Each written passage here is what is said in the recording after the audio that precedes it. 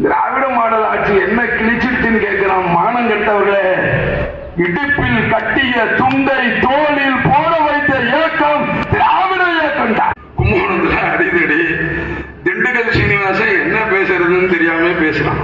அப்புறம் நத்த விசுவநாதனா புறம்போக்கு விசுவநாதனான்னு தெரியல. மூட்டை பூச்சியை போல நசுக்குவேன் அந்த கட்சிய. டேய் பாத்தியா இன்னைக்கு இந்த கட்சி எப்படி நிக்குதுன்னு? ஏன் இந்த பூணூல் போடுறவன் எந்த வேலையும் செய்யக்கூடாதா? காலுக்கு செருப்பும் இல்லை, கால் வயிற்றுக்கு கோலும் இல்லை, பாலுக்கு உழைத்தோமடா தோழா, பசையற்று போனோமடா என்று அந்த பொதுவுடைமை தலைவன் ஜீவா கதறி கதறி கவிதை விடுத்தானே. காலையில் அன்னை, மதியம் மண்ணை, இரவு சென்னை. என் உயிரினும் மேலான அன்பு உடன்பிறப்புகளே, சேலம் மத்திய மாவட்டம் காடையாம்பட்டி ஒன்றிய திராவிட முன்னேற்ற கழகத்தின் சார்பில்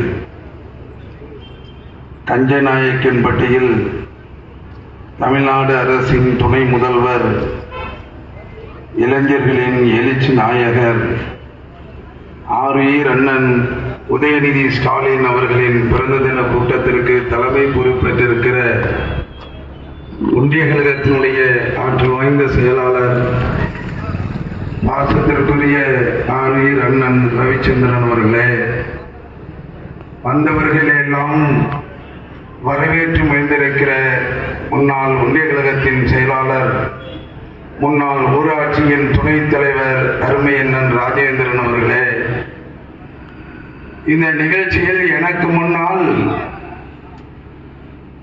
ஒரு அற்புதமான உரையை ஆற்றி அமர்ந்திருக்கிற கழகத்தின் இளம் பேச்சாளர், மண்ணின் மைந்தர், அருமை இளவல் அஜித் குமார் அவர்களே, இந்த நிகழ்ச்சியில் முன்னிலை பொறுப்பேற்றிருக்கிற ஒன்றிய கழகத்தினுடைய அவைத் தலைவர் ஆருயிர் அண்ணன் மோகன் குமார் அவர்களே, இந்த நிகழ்ச்சியிலே பங்கெடுத்திருக்கிற ஒன்றிய கழகத்தினுடைய துணை செயலாளர் அருமை அண்ணன் திருமால் அவர்களே, மாவட்ட தகவல் தொழில்நுட்பனுடைய அமைப்பாளர் அருமை தம்பி ஜெயக்குமார் அவர்களே, இந்த நிகழ்ச்சியிலே பங்கெடுத்து எனக்கு முன்னால் உரையாற்றி அமர்ந்திருக்கிற முன்னாள் கிளை செயலாளர் அருமை தம்பி திருமால் அவர்களே, இந்த நிகழ்ச்சியிலே பங்கெடுத்திருக்கிற பள்ளப்பட்டியினுடைய தலைவர் அருமை தம்பி மரியாதைக்குரிய சந்திரா அவர்களே, இந்த நிகழ்ச்சியிலே பங்கெடுத்துக் கொண்டிருக்கிற பிரகாஷ் அவர்களே, ஒன்றிய இளைஞரணி அமைப்பாளர் அருமை தம்பி பெருமாள் அவர்களே, நிறைவாக நன்றி உரையாற்ற இருக்கிற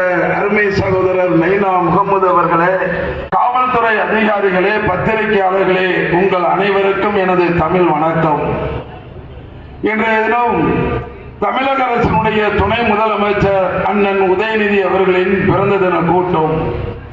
திராவிட மாடல் ஆட்சியினுடைய சாதனைகள், இதனை விளக்குகிற வகையில் தான் ஒன்றிய கழகத்தை நடத்துகிற ஆற்றல் மறவர் அண்ணன் ரவிச்சந்திரன் அவர்கள் மாவட்ட கழகத்தை வழிநடத்துகிற வெட்டி வா என்று உரைத்தால் கட்டி வருகின்ற ஆற்றல் பெற்றவர் தான் சேலத்து சிங்கம் அண்ணன் சுற்றுலாத்துறை அமைச்சர் ராஜேந்திரன் என்பதை நிரூபிக்கிற வகையில் இங்கே இந்த மாவட்டம் முழுவதும் 100 கூட்டங்கள் இங்கே அறிவிக்கப்பட்டு இரண்டாவது நாளாக அடியேன் ஆடுதுறை உத்திராபதி கஞ்சநாயக்கன்பட்டியில் 2024 பேசிக் கொண்டிருக்கிறேன். இந்த இயக்கம் சாதாரண இயக்கம் அல்ல. அதைதான் பேசுகிற ஒவ்வொருவரும் எனக்கு முன்னால் தெரிவித்தார். நான் ஒன்றிய செயலிடத்தில் கேட்டேன், முன்னாலே அமர்ந்திருக்கிற அண்ணன் பெயரை கேட்டேன், சொன்னார் மாரியப்பன் என்று சொன்னார். அருகில் இருப்பவர் பெயர் யார் என்று கேட்டேன், சம்பத் என்று சொன்னார். அவருக்கு அருகில் இருக்கிற பெயர் யார் என்று கேட்டேன், அர்ஜுனன் என்று சொன்னார். இங்கே கருப்பு சிவப்பு சாவை தோளில் இருந்திருக்கிறாரே அவர் பெயரை கேட்டேன், குணசேகரன் என்று சொன்னார். இது எதனை காட்டுகிறது? கலைஞரை பார்த்து ஒரு வரியில் உங்களை பற்றி சொல்லுங்கள் என்று கேட்ட பொழுது முத்தமிழறிஞர் கலைஞர் சொன்னார், நான் மானமிகு சுயமரியாதைக்காரன் என்று சொன்ன தாய் தலைவன் கலைஞர் என்கிற அற்புத தலைவர். அதிலே பொருள் பொதிந்து கிடக்கிறது. திராவிட மாடல் ஆட்சி என்ன கிழிச்சிட்டுன்னு கேட்கிறான். மானம் கெட்டவர்களே, இடுப்பில் கட்டிய துண்டை தோளில் போட வைத்த இயக்கம் திராவிட இயக்கம் தான். நல்ல கையை தட்டுங்க தாய்மார்களே, நல்ல கையை தட்டுங்க. உங்களுக்கு தான் மரியாதை அதிகம். உங்களுக்கு தான் மரியாதை அதிகம். 42 வருஷம் இந்த கட்சிக்கு உழைச்சிட்டேன். என்னால கவுன்சிலர் ஆகும் முடியல. பொன்னியின் செல்வர், காவிரி கரையின் காவலர் என்று அழைக்கப்பட்ட ஐயா கோசிமணி பிறந்த ஊரில் பிறந்தவன் அடியே நாடுதுறை உத்திராவர். எங்க மாவட்ட செயலாளர் பேரு சு கல்யாண சுந்தரம், வயசு 86, மாநிலங்களவை உறுப்பினர். நம்ம தளபதி இப்ப கொடுத்தார். எதுக்கு சொல்றேன்னா, எப்படியாவது மாவட்ட செயலாளர் இந்த முறை மாமன்ற உறுப்பினர் ஆயிடுவோன்ட்டு சீட்டு கேட்டேன். அவரும் தாரேன்ட்டார். தேர்தல் தேதியை அறிவிச்சாச்சு. பார்த்தா என் தொகுதி லேடிஸ் ஆபீஸ் என்னவாயிடுச்சு, லேடிஸா அறிவிச்சுட்டாங்க. 40 வருஷம் உழைச்சும் எப்படியாவது ஒரு கவுன்சிலர் ஆகிடலாம்னு நினைச்சா அதுவும் இல்லாம போச்சு. இது எதுக்கு சொல்றேன், பெண்களே, இந்த நாட்டில் நீங்கள் வீட்டை விட்டு வெளியே வரக்கூடாது, நீங்கள் படிக்க கூடாது. 14 வயது 12 வயதில் திருமணம் நடைபெற்றது. இந்த நிலைகள் எல்லாம் மாற்றி பெண்களுக்கு உள்ளாட்சியில் 50% அறிவித்த தலைவன் தான் திராவிட மாடல் முதல்வர் தளபதி மு.க. ஸ்டாலின் என்கிற சரித்திர தலைவர். எனக்கு போனதை பத்தி கவலை இல்லை. என் பொண்டாட்டி இப்போ கவுன்சிலர், என் மனைவி இப்பொழுது கவுன்சிலர் மங்கை. எனக்கு என்ன வேலைன்னு கேக்குறீங்களா? நான் டிரைவர் வேலை பார்க்கிறேன். அவளை அழைச்சிட்டு போய் 2 வீலர்ல கொண்டு போய் கும்பகோணம் மாநகராட்சியில கொண்டு விட்டுட்டு வர வேலை. அதனால பெண்களுக்கு யோகம் அடிச்சிருக்கு. எப்படிப்பட்ட யோகம்? தம்பி பேசுறவெல்லாம் தம்பி அஜித், எனக்கு முன்னால் பேசிய நைனா, நம்மளுடைய மோகன் குமார் அவைத்தலைவர், இவரெல்லாம் எடுத்து சொன்னாங்க. கொஞ்ச நெஞ்ச அதிர்ஷ்டம் இல்ல. தமிழ்நாடு முதல்வர் நடத்துகிற ஆட்சி இந்தியாவே திரும்பி பார்க்கிற வகையில் நம்முடைய திராவிட மாடல் முதல்வர் முத்துவேல் கருணாநிதி ஸ்டாலின் அவர்கள் இன்றைக்கு நடத்தி கொண்டிருக்கிறாரா இல்லையா?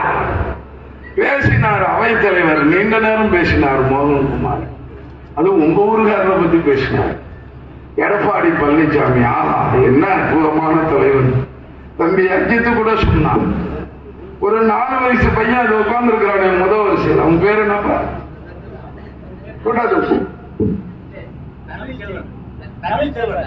அருமையான பேர். என்ன பேரு? தமிழ்ச்செல்வன். தமிழ்ச்செல்வன் பார்த்தா இப்ப 7ஆம் வகுப்புக்குள்ளார தான் படிக்கணும். அவனுக்கு வயசு என்ன? 7, 5, 12 வயசு. அவனை கூப்பிட்டு கம்பராமாயணத்தை எழுதியது யார் என்று கேட்டால் அந்த தமிழ்ச்செல்வன் கூட பேரை சொல்லுவான். ஆனா நம்ம முன்னாள் முதல்வர் எதிர்கட்சி தலைவர் எடப்பாடி பழனிசாமி சொன்னாரு, கம்பராமாயணத்தை எழுதியவர் சேக்கிலார். அண்ணன் கூட மேடையில பேசும்போது ரவி என்னன்னு ராஜேந்திரன் சொன்னாங்க. நல்ல வேலை அவரு சேர்க்கலாருன்னாரு. செல்லூர் ராஜின்னு எடப்பாடி பழனிசாமி சொல்லாம இருந்தாரு. அதற்காக நன்றி சொல்லலாம்னு முன்னாள் ஒன்றிய செயலாளர் உட்கார்ந்து இருக்கிறார். மைனர் போல உட்கார்ந்து இருக்கிறார். பாருங்க, முன்னாள் ஒன்றிய செயலாளர் ஒரு முடி கொட்டலைங்க அவருக்கு. எனக்கு மண்டையெல்லாம் முடியலாம். என்ன பல நாட்கள் இந்த ஒன்றியத்தில் அழைத்து வந்து கூட்டம் நடத்தியவர். ஒரு 20 ஆண்டுகளாக நான் சேலம் மாவட்டத்தில் அடிக்கடி வருகிற வாய்ப்பை நான் பெற்றிருக்கிறேன். தமிழ்நாட்டில் எத்தனை மாவட்டம் இருந்தாலும் ஏழை தன் பெட்டியில் இருக்கிற பணத்தை எடுத்தெடுத்து பார்த்து மகிழ்வதைப் போல என்னை அழைத்தழைத்து மகிழ்கிற ஒரு மாவட்ட செயலாளர் அமைச்சர் உண்டு என்று சொன்னால் நம்முடைய மண்ணின் மைந்தர் அண்ணன் சேலம் ராஜேந்திரன் என்பதை இந்த நேரத்தில் தெரிவிப்பதில் மகிழ்ச்சி அடைகிறேன். அவரு தேர்தல் என்னப்போ 1 மாசம் காலையிலிருந்து ராத்திரி வரைக்கும் கத்தணும். அறிவிச்சோம், மக்கள் முதல்வர் தேர்ந்தெடுக்கப்பட வேண்டுமானால் நீங்கள் எங்கள் மாவட்ட செயலாளருக்கு உதயசூரியன் சின்னத்தில் வாக்களியுங்கள் என்று கேட்டோம். ஏன் கேட்டோம்? பொது வாழ்க்கையில் புகழ்பெற்ற தங்கமாய் ஏக்கமே உயிரென்ற ஏந்தலாய் கலைஞரை, அண்ணாவை, பெரியாரை பின்தொடர்கிற கண்ணியனாய் சேலம் மாவட்டத்தில் ஒரு இளைஞர் புறப்பட்டார். அவர் வழக்கறிஞரானார். அவர்தான் சுற்றுலாத்துறை அமைச்சர் பணமரத்துப்பட்டி ராஜேந்திரன் என்கிற ஒரு சரித்திர தலைவர். அவர் தலைமையிலே கழகம் இன்றைக்கு பீடு நடை போடுகிறது. எழுதி வைத்துக் கொள்ளுங்கள். முதலமைச்சரும் இன்றைய விழாநாயகன் துணை முதலமைச்சரும் சொல்லியிருக்கிறார்கள், வர இருக்கிற 2026 சட்டமன்ற தேர்தலில் 234 இடம் என்று சொன்னால் திமுக கூட்டணி 200 இடங்களை கைப்பற்றியே தீர வேண்டும் என்று ஆணையில் கட்டளையிட்டிருக்கிறார் நம்முடைய முதல்வர், திராவிட மாடல் முதல்வர், கழக தலைவர் அண்ணன் தளபதி அவர்கள். நாங்க வேலையை தொடங்கிட்டோமா இல்லையா? ஒருங்கிணைப்பு குழு, அதுல துணை முதல்வர் அண்ணன் உதயநிதி. அந்த குழு பண்ண முதல் வேலை ஒவ்வொரு தொகுதிக்கும் பொறுப்பாளர், ஒவ்வொரு தொகுதிக்கும் சட்டமன்ற தொகுதி பொறுப்பாளர், பார்வையாளர் என்று போட்டிருக்கிறார்கள். அடியேன் எந்த தொகுதிக்கு பொறுப்பாளர் தெரியுமா? பாராளுமன்ற தேர்தலுக்கு முன்னால் ஸ்ரீரங்கம் தொகுதியுடைய பொறுப்பாளராக இருந்து இப்பொழுது என்னை டிரான்ஸ்பர் போட்டிருக்கிறார்கள். பக்கத்து தொகுதி லால்குடி தொகுதியில் நான் சட்டமன்ற தொகுதி பொறுப்பாளராக பணியாற்றுகிறேன்.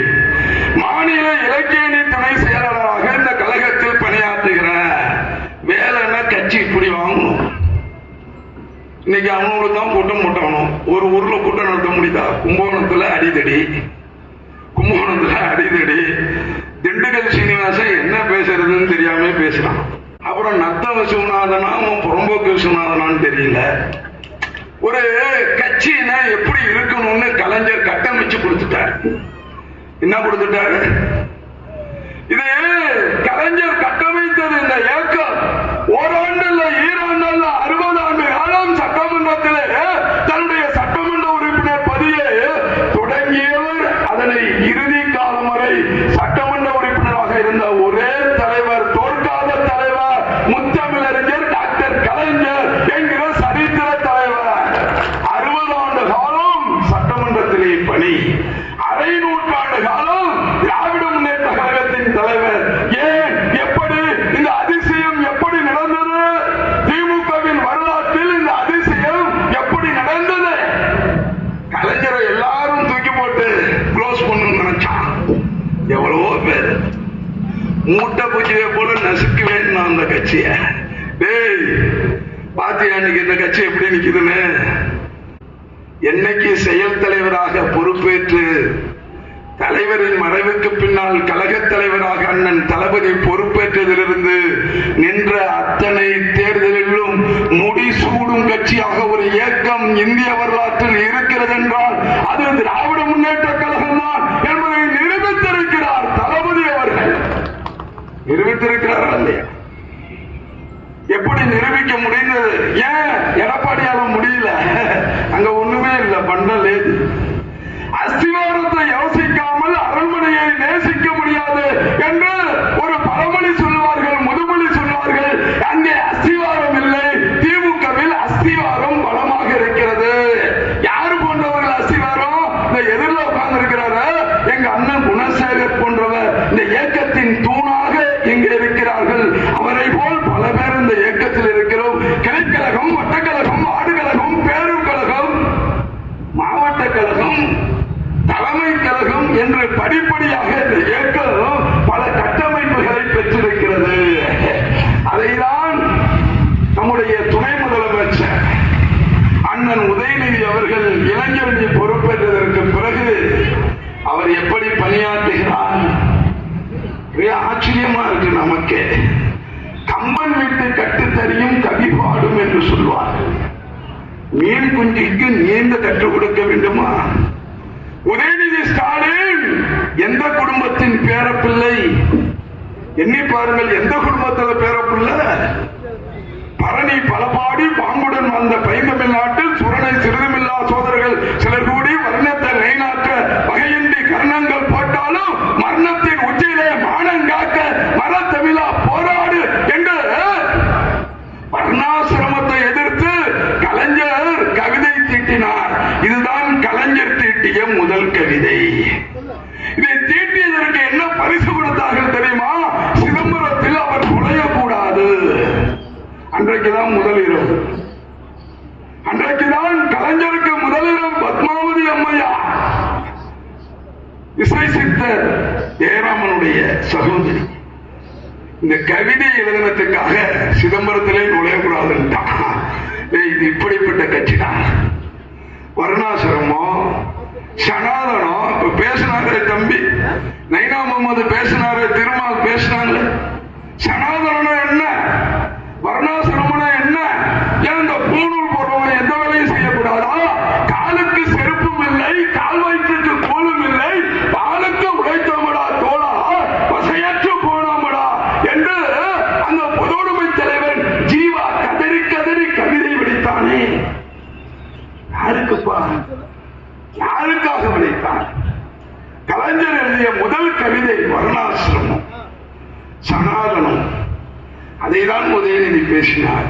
சொன்னாரே இல்லை, காலையில் ஒரு நிகழ்ச்சி, மதியம் ஒரு நிகழ்ச்சி, இரவு ஒரு நிகழ்ச்சி, இரவுக்கு பிறகு நடுநிசையில் ஒரு நிகழ்ச்சி. இப்படி மக்களோடு மக்களாக திராவிட மாடல் அரசு பயணம் செய்கிறது. கலைஞரிடம் கேட்டார்கள், உங்கள் மகன் ஸ்டாலினை பற்றி ஒரு வார்த்தையில் சொல்லுங்கள் என்று. கலைஞரிடம் கேட்டு எவனாவது வெற்றி பெற முடியுமா? அடுத்த நொடியில் கலைஞர் சொன்னார், என் மகன் ஸ்டாலினிடத்தில் எனக்கு பிடித்தது உழைப்பு, உழைப்பு, உழைப்பு என்று 3 முறை கழக தலைவராக அன்றிருந்த கலைஞர் அவர்கள் சொன்னார். அந்த உழைப்பை எப்படி திராவிட மாடல் நாயகன் முதலமைச்சர் இன்றைக்கு நிறைவேற்றுகிறார்? ஒரு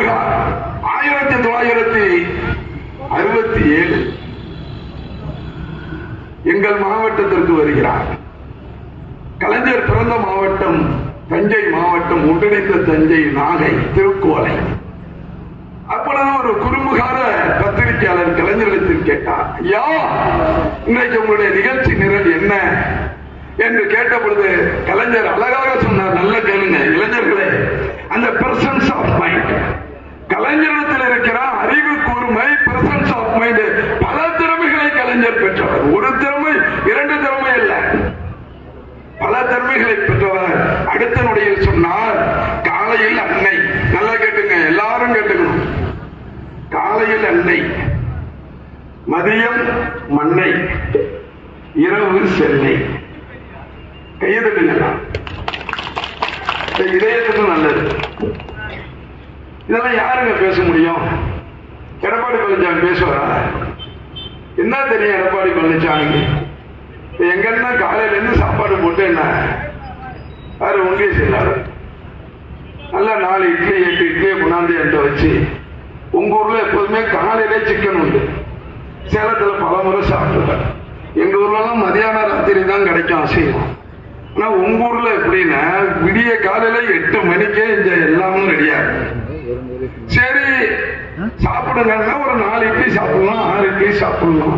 மல்லிகை பூ போன்ற இட்லி வச்சுக்க, நீ 4 முழுக்க கச்சனும் கட்சிக்குன்னு சொன்னா ஒரு 4 இட்லி என் பொண்டாட்டி வச்சா சாப்பிட்டேன்னா ஒரு 6 இட்லி சாப்பிடலாம். ஆனா எடப்பாடி பழனிசாமி எத்தனை இட்லி சாப்பிட்டா தெரியுமா? ஒரு மனுஷன் எத்தனை இட்லி சாப்பிடலாம்? நமக்கு என்ன மாடு மாதிரி வயிறா இருக்கு. ஆனா அந்த தலைவன் 38 இட்லி சாப்பிடுவான். ஒரு லீடர்னா ஸ்லிம்மா இருக்கணும். பாருங்க, மைடர் சொன்ன ராஜேந்திரன் எப்படி எங்க மாவட்ட செயலர் அப்படிதான். 86 வயசு, என்னால 3வது மாடி ஏற முடியல. அண்ணா பிறந்த நாள் அன்னைக்கு கட்சி கொடி கட்சி ஆட்சியில ஏத்துறோம். இப்படி குத்துக்கப்படி கே நீலமேகம் இருந்தார் தெரியுமா? குழந்தை கே நீலமகா, அவர் அடிக்கல் நாட்டியது, அண்ணா திறந்து வைத்தது, கலைஞர் அவர்கள் அடிக்கல் நாட்டியது. அந்த மாடிப்படியில எங்க மாவட்ட செயலர் எஸ்கே ஏறாரு. எங்களுக்கு பயமா இருக்கு. அதே மாதிரி எங்க அண்ணா ரவிச்சந்திரன்.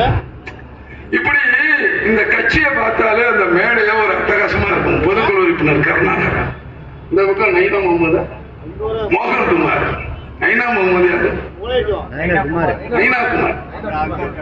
நைனாகுமார் நன்றி உரை. ஆக இந்த கட்சினா இப்படி. எங்க தளபதியை பாத்தீங்களா எப்படி இருக்காருன்னு? இன்னைக்கும் பாருங்க அவர் எப்படி இருக்கிறாரு. அடே அப்பா, அதுக்கு அவரு பிறந்த அவருடைய அன்பு மகன் உதயநிதி ஒரு அழகான டி-ஷர்ட் அப்படி போட்டுக்கிட்டு அவரு இன்னைக்கு சுத்திர அழக பார்க்கிற பொழுது இந்த கட்சி அரை நூற்றாண்டல்ல, எத்தனை நூற்றாண்டாலும் எந்த கும்பனாலும் தொட்டு கூட பார்க்க முடியாது என்பதற்கு எடுத்துக்காட்டுதான் உதயநிதி ஸ்டாலின் என்கிற இளைஞன். திராவிட முன்னேற்ற கழகத்திற்கு கிடைத்துவிட்டார். அவர் அண்ணாவின் கொள்கைகளை, அந்த பெரியாரின் லட்சியங்களை கலைஞர் கட்டி காத்த இந்த திராவிட முன்னேற்ற கழகத்தை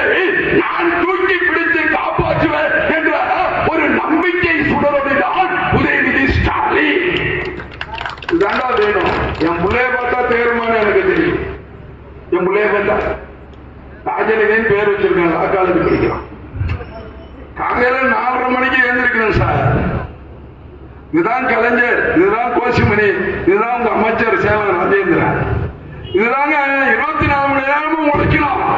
துணை முதலமைச்சர் உதயநிதி ஸ்டாலின் 20 மணி நேரம் அல்ல 24 மணி நேரமும் உழைக்கிற ஆற்றலை பெற்றிருக்கிற உலகத்தின் ஒரே இளம் தலைவன் உதயநிதி ஸ்டாலின் என்று அவர் பெயர் எடுத்திருக்கிறாரு. ஆச்சரியமா இருக்கு. கலைஞரை பத்தி தான் எழுதுவாங்க. கலைஞர் காலத்துக்கு கொஞ்சம் தள்ளி நான் பொறுக்கிறேன். கலைஞரை முழுமையா பார்த்ததில்லை. இந்த சுருள்முடி கலைஞரை நான் பார்த்திருக்கேன்னா இல்ல. அடே அப்பா, அவர் திரைப்படங்களில் திருப்புமுனை ஏற்படுத்திய பராசக்தி கலைஞரை அடியே நாடுதுறை உத்திராபதி பார்த்ததில்லை. மனோகரா எழுதிய கலைஞரை நான் பார்த்ததில்லை. மிசாவை எதிர்த்து அன்றைக்கு அந்த இந்த நாட்டுக்கே சிம்ம சொப்பனமாக இருந்த அந்த கொடுமையை எதிர்த்த அந்த கலைஞரை நான் பார்த்ததில்லை. நண்பர்களே, அப்பொழுது எனக்கு வயதில்லை. ஒரு கட்டத்திற்கு மேலதான் கலைஞருடைய ஆற்றலை நேரம் பார்த்தோம். அதுக்கு முன்னாடி நாங்க படிச்சு பார்த்தோம், சொல்லி தான் கேட்டிருக்கிறோம். ஆனா படிச்சு பார்த்து சொல்லி கேட்கிற பொழுது அப்படியே முடியெல்லாம் சிரித்து போயிடும். வெற்றி கொண்டான் உயிரோடு இல்லை. என் மேடை பேச்சுக்கு குருநாதர் மனைவித்த கழகத்தின் AK-47 மலைகளில் வெற்றி கொண்டான் என்கிற சரித்திர கலைகள். அவர் ஒரு அதிசயமான பிரச்சார பீரங்கி. கோவை ராமநாதன், கோவை தென்றல் சிறை பறவை என்று அழைக்கப்பட்டவர் கோவை ராமநாதன். இந்த மாவட்டத்தில் அதிகம் கூட்டம் பேசினவர் அவர். எனக்கு ஞாபகம் மலரும் நினைவு விடுதலை எவ்வளவோ பேர் சொல்லலாம். அண்ணன் MP செல்வ கணபதி ஒரு அற்புதமான தலைவர். நடந்து முடிந்த பாராளுமன்ற தேர்தலில் 40க்கு 40 நாம் பெற்றோம் என்று சொன்னால் அதற்கு வாக்களித்த எங்க எதிரில் இருக்கிற இந்த காடையாம்பட்டி ஒன்றிய கழகத்தின் செயல் வீரர் பொதுமக்களுக்கும் அண்ணன் செல்வ கணபதிக்கு வாக்களித்த உங்களுக்கும் எனது நன்றியை நான் தெரிவித்துக் கொள்கிறேன்.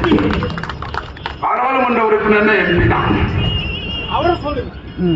இப்படி இந்த இயக்கம் கடந்து வந்த பாதை இன்னைக்கு நமக்கெல்லாம் பார்க்கிற பொழுது ஒரு காலத்துல சொல்லுவான், ஒரு காலத்துல எங்க காலத்துல நிறைய கேட்டிருக்கிறோம், கடுமையா உழைப்போம், திமுக வெற்றி வாய்ப்பை இழந்துரும். ஒரு காலம் இருந்துச்சு, எம்ஜிஆருக்கு தாய்மார்கள் ஓட்டு என்று சொல்லுவார்கள்.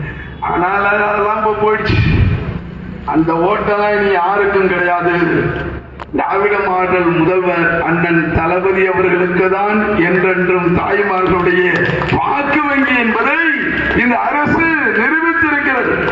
தம்பி அஜித் என்னிடம் காரில் வருகிற பொழுது ஒன்றை சொன்னார். என் குடும்பத்தில் நான் தான் முதல் பட்டதாரி என்று சொன்னார். ஆமாம், எனக்கு முன்னால் பேசியவர் முதல் பட்டதாரி. இந்த மாற்றம், இவ்வளவு எழுச்சி, இதெல்லாம் எப்போது வந்துச்சு? என் கண்ணுக்கு நல்லா தெரியும்.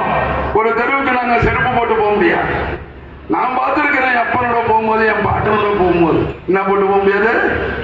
செருப்பு போட்டுட்டு போக முடியாதுங்க. துண்டு தோல்ல போட்டிருக்கிறார குணசேகர, அவனை பார்த்தவனே இடுப்புலதான் கட்டிக்கணும். படிக்க கூடாது, அதுதான் வர்ணாசிரமம், அதுதான் சனாதனம். சூத்திரன் படிக்க கூடாது, உழைப்பவன் படிக்க கூடாது, எந்த மக்களும் படிக்க கூடாது என்றுதான் இந்த நாட்டில் வேதம் சொன்னது. அதை அடித்து நொறுக்கிய இயக்கம் தான் திராவிட முன்னேற்ற கழகம் என்கிற சரித்திர இயக்கம். அதனால்தான் மோடி ஷா, அமித் ஷா இங்கு கால் வைக்க முடியவில்லை. மோடி கூட்டம், அமித்ஷா கூட்டம் ஏன் இங்கு நுழைய முடியவில்லை என்று சொன்னால் இதுதான். இங்கே பேசுகிற வழக்கறிஞர் ஆடுதுறை உத்திராபதி பேசுவார் என்று அண்ணன் ரவிச்சந்திரன் அறிவித்தாரே, நானும் என் குடும்பத்திற்கு முதல் பட்டதாரி. இதை விட என்ன பெருமை வேண்டும்? நாங்கள் என்ன இந்த இயக்கத்தில் சும்மா அந்த கட்சி மாதிரியா பேச வந்திருக்கிறோம்? அதான் இல்ல. 10 வயசுல கலைஞரை லவ் பண்ண, இனம் புரியாத ஒரு லவ். அவரை பார்க்கிற பொழுது 8 வயசு 10 வயசுல கலைஞரை சூரோட்டி தான். அப்பெல்லாம் இது மாரி ஆண்ட்ராய்டு போன்லாம் கிடையாது. இந்த கட்சி எப்படி வளர்த்தாங்கன்னு எனக்கு கொஞ்சம் ஓரளவுக்கு தெரியும். சைக்கிள் தான், சைக்கிள்ல போய் தான் கட்சி வளர்த்தாங்க. சேலம் கிருஷ்ணன் முதல் மாவட்ட செயலாளர் என்று கருதுகிறேன். வெற்றிகொண்டான் சொல்லாத மேடை இல்ல, ராமநாதன் சொல்லாத மேடை இல்ல, சேலம் கிருஷ்ணன். இப்படியெல்லாம் இந்த கட்சி வளர்த்த விட்ட இடத்துக்கு வந்துடுறேன். நான் முதல் பட்டதாரி. எப்படி தெரியுமா? கலைஞர் தான் அறிவித்தார். ஒரு குடும்பத்தில் முதல் பட்டதாரி வக்கீலுக்கு படித்தால், டாக்டருக்கு படித்தால், இன்ஜினியருக்கு படித்தால் நேர்முக தேர்வில் 5 மதிப்பெண் இலவசம் என்று அறிவித்த தாய் தலைவன் கலைஞர் என்கிற சரித்திர தலைவன். என் அண்ணன் இருவர் அவர்கள் கல்லூரி படிப்பை முடிக்கவில்லை. நான் ஒருவன் தான் +2 முடித்துவிட்டு BA படித்தேன். BA முடித்துவிட்டு MA படித்தேன். சட்டம் படிக்க வேண்டும், அரசியலில் அதிக ஆர்வம் இருக்கிற காரணத்தினால் நான் நுழைந்த பொழுது கலைஞர் ஐயா 89 அறிவித்தார். நான் சொன்ன 5 மதிப்பெண்ணை கலைஞர் அறிவித்த காரணத்தினால்தான் அந்த 5 மதிப்பெண்ணை இலவசமாக அல்ல, என்னை பொறுத்தவரையில் கலைஞர் என கொடுத்தது இலவசம் இல்லை. கலைஞர் போட்ட பிச்சை. வழக்கறிஞர் ஆடுதுறை உத்தரவாதி காடையம்பட்டி ஒன்றியத்தில் பேசுகிறேன். MA BL முடித்திருக்கிறேன், MPhil முடித்திருக்கிறேன், PhDயும் முடித்திருக்கிறேன். அந்த PhDயிலும் political and social philosophy of Kalaignar Karunanidhi என்கிற பெயரில் டாக்டர் பட்டம் பெற்றவனாகவும் உங்கள் முன்னால் நின்று கொண்டிருக்கிறேன். இது சாதனை இல்லையா? திராவிட மாடல் அரசின் சாதனைகள் அல்லவா? நான் மட்டுமா? தம்பி அஜித் மட்டுமா? எண்ணற்ற இளைஞர்கள் இங்கே நின்றார்களே. இடது பக்கத்தில் நூற்றுக்கணக்கான இளைஞர்கள் நின்றார்களே, பின்னாலே நின்று கொண்டிருக்கிறார்களே. வருகின்ற இளைஞர்களுக்கும் அதுதான் புதுமை பெண் திட்டம். எத்தனை திட்டங்கள்? இல்லம் தேடி கல்வி, அடிப்படை கல்வி தாண்டா. சொன்னார்களே நூலகத்தை பத்தி எல்லாம் அண்ணா அன்னைக்கே சொன்னார், கட்சி ஆரம்பிக்கும் போதே சொன்னார், வீட்டிற்கு ஒரு புத்தக சாலை அமைப்போம் என்று சொன்னார். வீட்டிற்கு ஒரு புத்தக சாலை அமைப்போம் என்று சொன்னார். ஏன் சொன்னார் அறிஞர் அண்ணா? அண்ணா அவர்களை பொறுத்தவரை அவர் படித்துக் கொண்டே இருப்பார் அல்லது எழுதிக் கொண்டே இருப்பார். தம்பி என்று தம்பிக்கு மடல் எழுதி எழுதி, கடிதம் எழுதி எழுதி கழகத்தை வளர்த்த ஒரே தலைவன் உலகத்தின் வரலாற்று அறிஞர் அண்ணா என்கிற சரித்திர தலைவன். கைதட்டுங்க. அவரெல்லாம் எழுதலன்னா இவ்வளவு மேடையில் கிடையாது. இவ்வளவு அறிஞர்கள் உலகம் முழுவதும் போயிருக்கான். தமிழ்நாட்டில் இருந்து அறிஞர் பெருமக்கள் தெரியுமா? அமர்த்தியா சென் என்கிற ஒரு அறிஞன் சொல்லியிருக்கிறான், இந்திய திருநாட்டிலேயே அறிவாளிகளை கொடுத்திருக்கிற ஒரு மாநிலம் உண்டு என்று சொன்னார். அது தமிழ்நாடு மாநிலம். அண்ணன் திராவிட மாடல் MK ஸ்டாலின் ஆளுகிற மாநிலம் என்று அமர்த்தியா சென் இன்றைக்கு பேட்டி கொடுத்திருக்கிறார் என்று சொன்னால், இந்த எழுச்சி, இந்த மாற்றம், இந்த மறுமலர்ச்சி, இந்த திருப்பம் ஒரு வருடத்தில் நிகழ்ந்ததா? எண்ணி பார்க்கவே. அப்படி அசிவாரத்தோட நாங்க போட்டு தாண்டா இன்னைக்கு ஜம்முன்னு போயிட்டு இருக்கோம். எத்தனை எடப்பாடி வந்தா என்ன, எத்தனை சீமான் வந்தா எங்களுக்கு என்ன? அவரு 2026 ஆள போறாருன்னா 2021 பாஞ்சிருக்காங்க, 26 ஆள போகிறேன் என்று சொன்னார். யாருனாலும் எந்த கற்பனாலும் பண்ணிக்கீங்க. எடப்பாடி தான் இருக்கிறேன்னு அப்பப்ப நிரூபிச்சுக்கிறார். கலைஞர் பெயரை தான் சூட்ட வேண்டுமா அப்படின்னு எடப்பாடி கேட்கிறார். என்ன உன் ஊர்ல வந்து பதில் சொல்றேன், உங்க ஊர்ல வந்து பதில் சொல்றேன். சென்னையில ரயில் நிலையம் இருக்கு, சென்ட்ரல் ரயில்வே ஸ்டேஷன். அது யாரு பேர் என்ன வச்சிருக்கோம்? சென்ட்ரல் ரயில்வே ஸ்டேஷனுக்கு யாருடைய பெயர்? புரட்சி தலைவர் எம்ஜிஆர் பெயர். இந்த தமிழ்நாடு மட்டுமல்ல, தம்பி சங்கரிடத்திலையும் முருகேசனிடத்திலையும் தாண்ட வரும்போது கேட்டுட்டே வந்தேன். சேலத்தில் ஏற்பட்டிருக்கிற சேலம் உருக்கால நான் நினைச்சு பார்க்க முடியுமா? எப்படி போராடினார் தெரியுமா கலைஞர்? நேருவின் மகளே வருக, நிலையான ஆட்சி தருக. இதெல்லாம் வாசகமா? யாராலையாவது இந்த மாதிரி எழுத முடியுமா? கலைஞர் எழுதுவதற்கு பெரியாரும் அண்ணாவும் துணை நின்றார்கள்.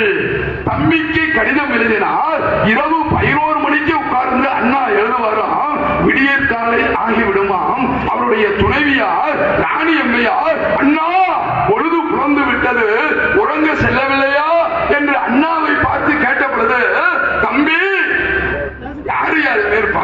கேட்பான், தம்பி சேவல் கூவுகிறது, நான் உறங்க செல்லுகிறேன் என்று கடிதத்தை முடிப்பாராம். என்ன அந்த கடிதத்தெல்லாம் படிச்சவங்க இருப்பீங்க, எல்லாருக்கும் அந்த புத்தகத்தை கொடுங்க. சும்மா தம்பி சொன்னது போல இனிப்பு கொடுக்கிறது, பட்டாசு வெடிக்கிறது மட்டும் திமுக கொள்கை இல்லை. உதயநிதியே அதான் சொல்லியிருக்காரு, எங்க இளம் தலைவரே. என் பிறந்த நாள் மக்களுக்கு பயன்பட வேண்டும், கொள்கைகளை மக்களிடத்தில் சேர்க்க வேண்டும் என்றுதான் சொல்லியிருக்கிறார். அண்ணா எப்படி எழுதினாரோ கலைஞரும் உடன்பிறப்புக்கு எழுதினார். இதெல்லாம் இந்த சாதனை எந்த தலைவனாலும் முறியடிக்க முடியுமா? கலைஞரும் அப்படிதான் உழைப்பார். கலைஞருடைய உழைப்பு, கலைஞருடைய ஆற்றல், பதிலடி, சவால், ஆர்ப்பாட்டம், போராட்டம், இதெல்லாம் இனி யாரும் உலகத்துல ஒரு தலைவன் இல்லை. எதை சொல்றது எதை விடுறதுன்னு தெரியல பேச்சாது. இது ஒரு அறிவு இயக்கம் தான். உங்களை மாரி முட்டாள இயக்கம் இல்லடா, மானங்கட வரலாம். சும்மா கொள்ளடிச்சு விட்டு 10 வருஷமா பதிக்க வச்சுட்டு அலையறீங்க, மானங்கட்ட வரலாம். உருப்பிடுவீங்களாடா நீங்களா?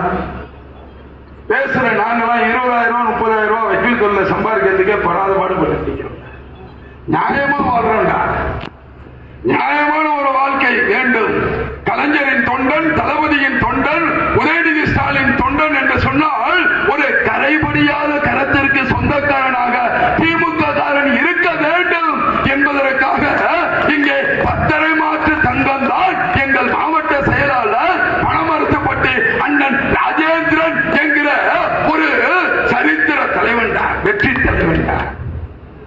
என்ன அமைதி, என்ன அழகு, என்ன பொறுமை! இப்படி ஒரு அரசியல்வாதியை பார்க்க முடியுமா? இப்படி அதிர்ந்து பேசாமல் இந்த மக்களின், சேலம் மாவட்டத்து மக்களின் உணர்வுகளை புரிந்து கொண்டு நான் காலையிலேருந்து கத்தினான் போதுனார். அவர் வெற்றி பெற்றால் எம்எல்ஏ மட்டுமல்ல, மந்திரி சபையை அலங்கரிக்க இருக்கிற அமைச்சர் என்று சேலம் மாவட்டத்தில் நான் முழங்கினேன். அது இன்றைக்கு நடைபெற்று முடிந்திருக்கிறது. ஒரு சாதாரண குடும்பத்தில் பிறந்தவர், ஒரு வழக்கறிஞர், இன்றைக்கு சேலம் மாவட்டத்தை பலர் ஆட்சி செய்து, சொன்னேனே அந்த இந்திரா காந்தி அம்மையார் சேலம் உருக்காலை, அந்த திட்டம் எப்படி வந்தது? அண்ணாதான் சொன்னார். மாநிலங்களவையில் அண்ணா பேசினார். தமிழ்நாடு தமிழருக்கு, திராவிட நாடு திராவிடருக்கு என்று அறிஞர் அண்ணா எப்பொழுது முழங்கினார்? 62 முழங்கினார். இன்றைக்கு என்ன நிலைமை? அவர் கேட்டாரு, திராவிட நாடு. அன்னைக்கு நேரு பெருமகனார், ஆசியாவின் ஜோதி, மனிதருள் மாணிக்கம், இந்தியாவின் ஃபர்ஸ்ட் பிரைம் மினிஸ்டர் பண்டித ஜவஹர்லால் நேரு, மறைந்துவிட்ட அடல் பிகாரி வாஜ்பாய் அண்ணாவை பார்த்து அதிர்ந்து போனார்கள். யாரோ ஒருவன் தென்னகத்தில் இருந்து வந்திருக்கிறார், தென்னாட்டு காந்தி என்று சொல்லுகிறார்கள். அவர் குள்ளமான உருவம், ஆனால் பிரிவினை கேட்கிறார் அறிஞர் அண்ணா என்று இந்திய நாடு அதிர்ந்தது. 1962 இந்த வருஷம். அப்பொழுது என்ன கேட்டார்? மாநிலங்களுக்கு உரிமைகள் வேண்டும், கூடுதல் உரிமைகள் வேண்டும், மக்களால் தேர்ந்தெடுக்கப்படுகிற முதலமைச்சருக்கு உரிமைகளை தர வேண்டும், நீங்கள் அதிகாரத்தை குவித்து வைத்துக் கொள்ளக்கூடாது என்று அண்ணா 62 கேட்டார். அதை திராவிட மாடல் முதல்வர் எங்கள் அண்ணன் தளபதி 30 விழாவிலே கேட்டார். 30 விழாவிலே கேட்டார். மராத்தான் போட்டி அமைச்சர் மாசு தலைமையிலே நடைபெற்ற 30 விழாவிலே கேட்டால், இந்திய அரசியலமைப்பு சட்டம் மாநிலங்களுக்கு அதிக அதிகாரங்களை கொடுக்க வேண்டும் என்று சொல்லி இருக்கிறது. ஆனால் மோடி அரசு நகராட்சியில் எப்படி சுங்கவரி வசூலிப்பார்களோ அதுபோல் எங்கள் மாநிலங்களுக்கு உரிமைகளை தர மறுக்கிறது என்று மோடிக்கு சவால் விடுகிற ஒரு முதலமைச்சர் இந்திய திருநாட்டில் உண்டு என்று சொன்னால் அது கலைஞர் என்றெடுத்த சிங்கக்குட்டி அண்ணன் தளபதி மு.க. ஸ்டாலின் என்கிற சரித்திர தலைவர். உண்டா இல்லையா? தாய் 8 அடி பாய்ந்தால் குட்டி 16 அடி இல்லை, 32 அடி பாயும் என்பதை நிரூபித்து விட்டார் நம்முடைய தளபதி. மோடிக்கு எல்லோரும் அடிபணிகிறார்கள். அரசியல் உலகில் பிடிக்காதவர்களை அழிக்கிறார், ஒழிக்கிறார், அந்த கட்சியை உடைக்கிறார். அண்ணா திமுக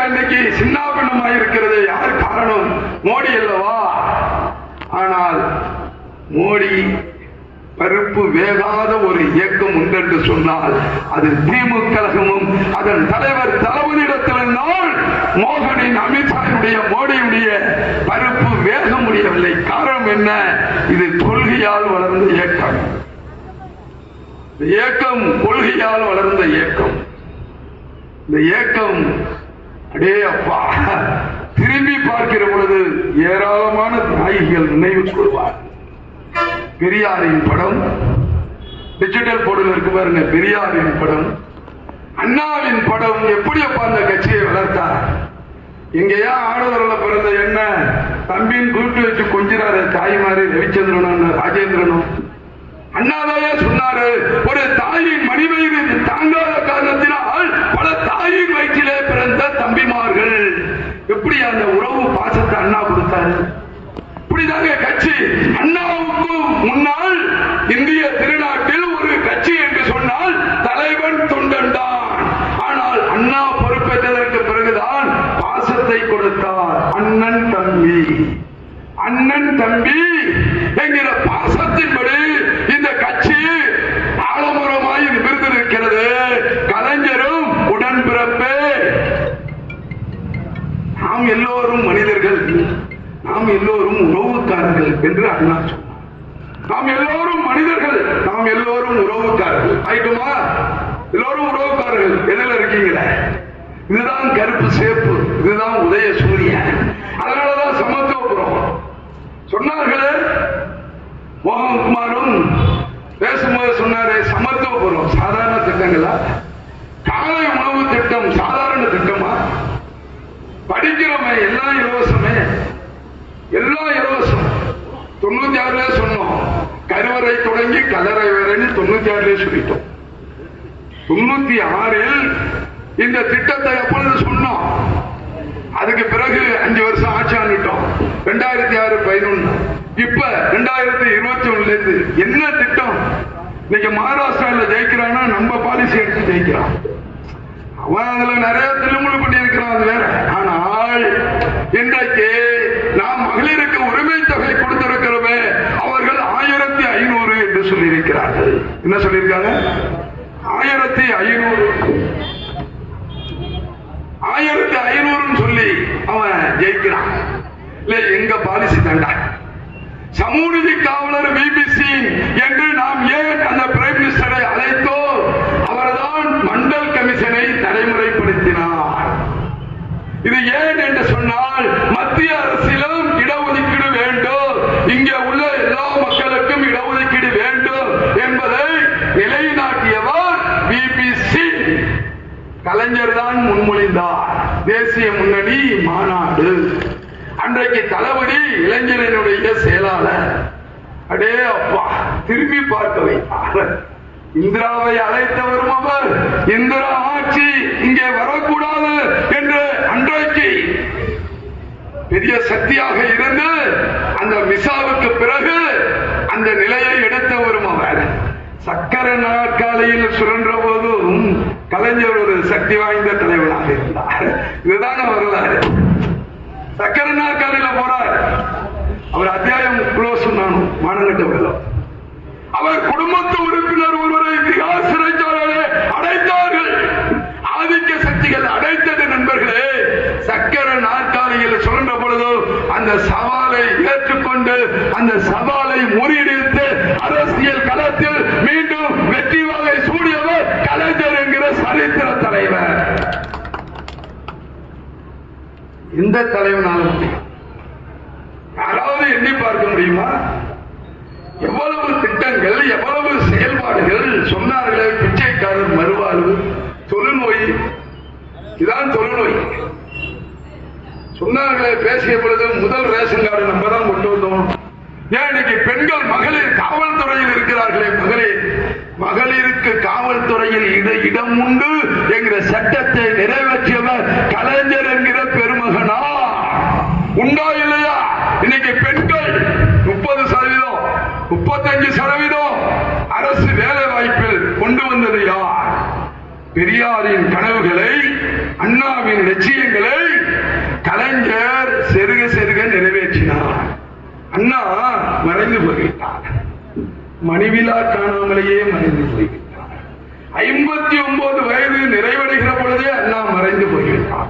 60 வயது அண்ணா தொடவில்லை, அண்ணா மறைந்து போய்விட்டால் இந்த இயக்கம் நெல்லிக்காய் மூட்டையை போல் சிதறி போய்விடும் என்று சொன்னவர்கள் மத்தியில் இதோ அண்ணாவின் தம்பி கலைஞர் நான் இருக்கிறேன் என்று 69 ஆட்சி பீடத்திற்கு பொறுப்பேற்று இந்த நாட்டில் முத்தான திட்டங்களை கொண்டு வந்தார். இந்த நாட்டில் எத்தனை நோய் ஒழிக்கப்பட்டிருக்கிறது. யானைக்கால் நோய் பார்த்திருக்கீங்களா? பார்த்திருப்பீங்க. 50 வயசுக்கு மேல உள்ளவங்களுக்கு தெரியும். சிலந்தி பூச்சி நோயின் பேரு. இன்னைக்கு அது தமிழ்நாட்டில் கிடையாது, தெரியுமா? அதை ஒழித்தவர் கலைஞர். உண்டா இல்லையா? அரியலூர் மாவட்டம் குட்டையில தான் தண்ணி கொடுக்கணும். இப்ப ஏரி ஒண்ணு உங்க ஊரு பக்கத்துல இருக்கு. என்ன வர வழியில ஒரு ஏரிய வடமலை ஏரி. சங்கர்கிட்ட கேட்டோம், முருகன்கிட்ட கேட்டான். முருகன் கொஞ்சம் வாயில வந்ததான் சொல்லிட்டேன். சங்கர்கிட்ட கேட்டோம், ஒரு 200 ஏக்கர் இருக்குங்க வடமனை ஏரி. ஒரு காலத்துல அதுதான் குடிக்கிற தண்ணி, அதுதான் குடிக்கணும், அதுதான் சமைக்கணும், அதுலதான் ஆடு மாடு எல்லாம். அரியலூர் மாவட்டத்தில் இப்படி குடிச்சிட்டு இருக்கும் போது எல்லாருக்கும் இந்த சிலந்தி பூச்சி நோய் வந்துருச்சு. கலைஞர் சிந்தித்தார். கலைஞர் ஒரு அரசியல் தலைவர் மட்டுமல்ல, கலைஞர் ஒரு எழுத்தாளர் மட்டுமல்ல, அவர் ஒரு பேச்சாளர் மட்டுமல்ல, அவர் ஓர் சமூக விஞ்ஞானி. கலைஞர் யார்? ஓர் சமூக விஞ்ஞானி. இந்த நாட்டில் மக்களை காப்பாற்ற வேண்டுமானால் அவர்களுக்கு அந்த கொரோனா ஆபத்திலிருந்து எப்படி முத்துவேல் கருணாநிதி ஸ்டாலின் தமிழ்நாட்டு மக்களை காப்பாற்றினாரோ அதுபோல் அந்த சிலந்தி பூச்சி நோயிலிருந்து கலைஞர் நம்மை காப்பாற்றியதற்கு என்ன காரணம் தெரியுமா? அப்பொழுது கொண்டு வந்த திட்டம் தான் தமிழ்நாடு குடிநீர் வடிகால் வாரியம். இனி என் மக்களுக்கு பாதுகாக்கப்பட்ட குடிநீரை கொடுப்பேன் என்று இந்தியாவில் சொன்ன ஒரே தலைவர் கலைஞர் என்கிற சரித்திர தலைவர். கையெழுத்து சாதாரண சாதனை இல்ல. சேலம் உருக்கால 2024 வேணா சிம்பிளா தெரியலாம். இன்னைக்கு சொல்றோமே மகளிர்னு, கலைஞர் சொன்னார் 89 5000 தான் சொன்னார். 8ஆம் கிளாஸ் தான் சொன்னார். மகளிர்கள் நல்லா கேட்கணும். 8ஆம் கிளாஸ் தான் சொன்னார். அப்படியாவது 8ஆம் கிளாஸ் படிக்கட்டும். அப்படியே 10, 12 காலேஜில் கொண்டு வந்துட்டார். ஒவ்வொரு திட்டங்களும் அதேதான். தளபதி கொரோனா தேர்தல் அறிக்கையில் சொன்னார், நான் வந்தவனே கொரோனா பாதிக்கப்பட்டவங்களுக்கு பணம் கொடுப்பேன் கொடுத்தார். ஒரு முதலமைச்சரா இருந்து தூத்துக்குடியில துப்பாக்கி சூடு, உங்க ஊருக்காரர் தான் முதலமைச்சரா இருந்தார். முதலமைச்சரா காணும் 2 நாளா தூத்துக்குடிக்கு போகல. காக்கா சொல்ற மாதிரி சுட்டு தள்ளிட்டான் போலீஸ்காரன். எடப்பாடி முதலமைச்சர். எங்கடா முதலமைச்சர்னு கேட்டா போஸ்ட் அடிச்சு ஓட்டிட்டானோ. அப்போ முதலமைச்சர் அந்த பழனிசாமி சொன்னாரு, நான் தொட்டு தாலி கட்டின என் பொண்டாட்டி ஊர்ல கெடா விருந்து. என்ன விருந்து? சில பேர் பிரியாணி போட்டா எந்த வேலையா இருந்தாலும் தூக்கி போட்டுருவோம். அது போல ஒரு முதலமைச்சர் கெடா விருந்துல போய் அசைவம் சாப்பிட்டு வந்திருக்காரு. தைலாபுரம் சாப்பிட்டாரு. தைலாபுரம் தம்பி சொல்றாரு. தைலாபுரத்துல நல்ல குசியா உட்கார்ந்து சாப்பிட்டு உட்காந்து சாப்பாட்டுலாமன்னு சொல்லுவாங்க. சில பேரை சினிமாவெல்லாம் காய்ப்போம். அதே மாதிரி ஒரு முதலமைச்சர். ஆனால் எங்கள் முதலமைச்சர் திராவிட மாடல் முதல்வர் என்ன செய்தார்? கொரோனா தொற்று தமிழ்நாடே தத்தளிக்குதுங்க. இந்தியாவே தத்தளிக்கிறது. தமிழ்நாடு தத்தளிக்கிறது. பெத்த தாய் கிட்ட போக முடியலைங்க. இன்னைக்கு வேண்டுமானால் வருஷம் 3 வருஷம் ஆயிடுச்சு. பலம் செய்தியாக போயிருக்கலாம். இருந்தாலும் எண்ணி பாருங்கள், அந்த உயிருக்கு தன்னை பயப்படாமல் அந்த மரண வார்டுக்கு சென்று அந்த கொரோனா பாதித்த மக்களுக்கு ஆறுதல் சொன்ன ஒரே தலைவன் திராவிட மாடல் முதல்வர் முத்துவேல் கருணாநிதி ஸ்டாலின் என்கிற சரித்திர தலைவன். இதுதான் ஒரு தலைவன். ஒரு தலைவன், ஒரு முதல்வன் என்று சொன்னால் மக்களுக்காக உயிரை கொடுப்பதற்கு கூட அவர்கள் தயாராக இருக்க வேண்டும். எடுத்துக்காட்டாக தான் இன்றைக்கு இளம் தலைவர் அண்ணன் உதயநிதி ஸ்டாலின் ஓயாமல் உழைத்துக் கொண்டிருக்கிறார். நதி போல் ஓடிக்கொண்டிருக்கிறார். தன் தந்தையை போல் ஓடி ஓடி அந்த முதலமைச்சருக்கு துணையாக இருந்து பல திட்டங்களை தீட்டுகிறார். இன்னைக்கு பேச்சாளரை கண்டெடுத்திருக்காங்களே, இவர் வயசுல மேடையில பேச முடியுமா? மோகன்குமார் சட்டை இருப்பார். மோகன் குமார் சட்டை எழுத்துருவார். அப்பெல்லாம் பெரிய ஜாம்பவுண்ட். இன்னைக்கு என்னமோ மேடை சீக்கிரம் கொடுத்துட்டாங்க. ஒன்றிய செயலாளர், எங்க முன்னாள் ஒன்றிய செயலாளர்லாம் அந்த காலத்துல 18 பேர் 22 பேர் பேசி எல்லா சமாச்சாரமும் மேடையில பேசி, ராமநாதம் 3.5 மணி நேரம் பேசுவார். கோவை ராமன் எத்தனை மணி நேரம்? 3 மணி நேரம் சிறப்பு பேச்சாளர் பேசுவாங்க. இப்படியெல்லாம் இந்த ஊரை பேசி பேசி நம்ம மக்கள்கிட்ட இருந்த ஐயப்பாட்டை நீக்கி உன்னால் முடியும் தம்பி என்று எம்.எஸ். உதயமூர்த்தி சொன்னதை போல அண்ணாவும் கலைஞரும் எழுதியும் பேசியும் உனக்கு சுயமரியாதை உண்டு, உனக்கு தன்மானம் உண்டு, உனக்கு பகுத்தறிவு உண்டு, உனக்கு கல்வியிலே படிப்பதற்கு இடம் உண்டு, உனக்கு அரசியலே வேலை வாய்ப்பு உண்டு, நீ ஒரு மனிதன் தான், உனக்கு தன்னம்பிக்கையை நீ பெற்றுக்கொள், யார் விதத்திலும் மனிதன் யாருக்கும் தாழ்ந்தவன் இல்லை, எல்லாரும் சமம் என்ற சமத்துவபுரத்தை உருவாக்கியது போல் அனைத்து ஜாதியினரும் அர்ச்சகர் ஆகலாம். சாதாரணமாக 2024 வேண்டுமானால் சாதாரணமாக இருக்கலாம். ஓம் சுகாம் வரதரோம் விஷ்ணம் சசிவர்ணம் சதுர்புஜம் சர்வை விக்னோப சாந்தையே பாலும் தெளிலே எலும்பாகும் பருப்புமை நான்கும் கலந்தனக்கு நான் தருவேன் கோலஞ்சை துங்கள் அறிமத்த தூமணியை நீ எனக்கு சங்கத்தமிழ் 3 தா. இதை குருக்கள் செய்யறாங்க கோயில்ல. இதை நான் செய்யக்கூடாது. நான் இருந்தேன், நான் பிராமணன், நான் செய்யக்கூடாது. பெரியார் கேட்டார், ஏன்டா நம்ம ஆளு கோயில் உள்ள போகுது? கோயிலை கட்டுறது நம்ம, கோயிலுக்கு எல்லா வேலையும் உருவாக்குறது நம்ம ஏன்டா போக கூடாது? நீ அந்த கருவறைக்கு போனார். அதுக்கு பெரியார் போராட்டம் நடத்தினார். ஆனா பெரியார் 73 மறைந்து போனார். அப்பொழுது கலைஞர் முதலமைச்சர்.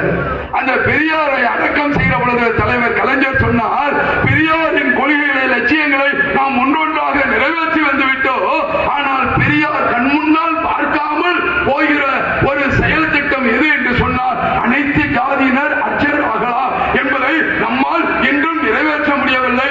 ஆகவே அவருடைய நெஞ்சில் நெருஞ்சி முள் இருக்கிறது, அதை நாம் நிறைவேற்ற வேண்டும் என்று பெரியாருடைய மரணத்தன்று கலைஞர் எடுக்கிற சபதம் தான் அனைத்து ஜாதியினர் அர்ச்சகர். என்ன பண்ணா, சுப்ரீம் கோர்ட்டு போய் தடை வாங்கினான்.